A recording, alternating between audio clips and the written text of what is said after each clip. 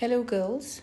Today we are going to learn the lesson Perseus and the Gorgons, adapted from Greek mythology by Claire Horsburgh.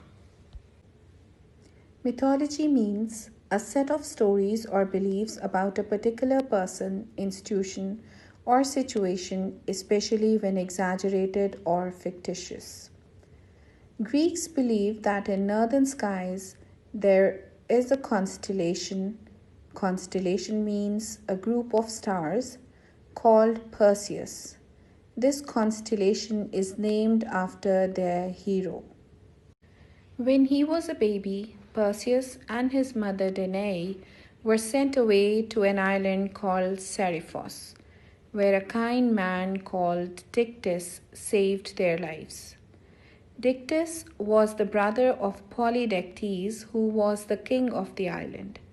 Polydectes was a cruel and evil man. He liked Danae and wanted to marry her, but Perseus always protected his mother from his evil desires. Polydectes became angry, so he plotted to send Perseus away in disgrace so that he would never return to Seriphos.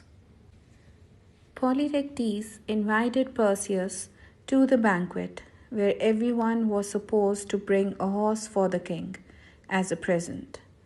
Perseus didn't have a horse and he could not afford to buy one, so he went to the party without a horse.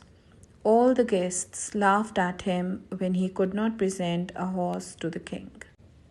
The king asked him to bring the head of Medusa instead.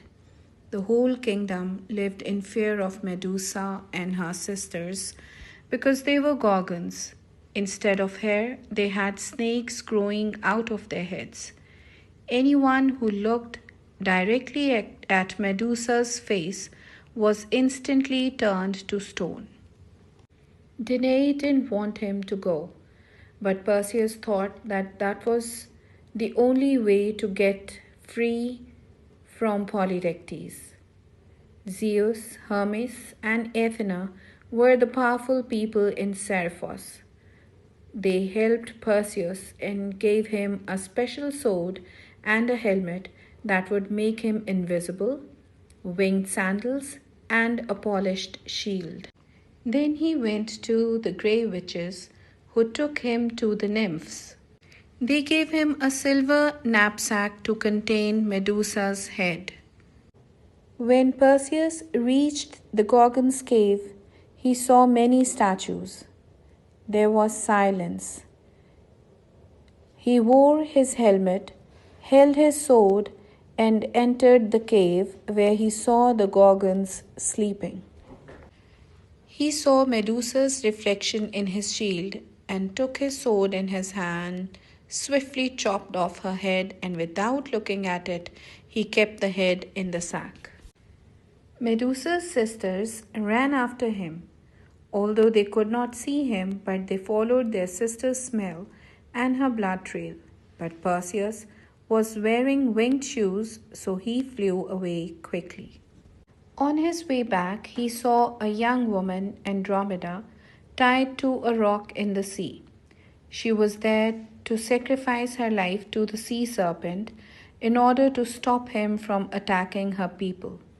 Perseus fought the monster, killed him, and took Andromeda with him. So when Perseus reached Seriphos, King Polydectes was holding another banquet. He told the king that he had brought his gift. When Perseus showed Medusa's head to the king, all of them instantly turned into stone, but Perseus kept his eyes tightly closed and didn't see her face directly. From then on, Dictys ruled over Seriphos, and Perseus and Andromeda got married.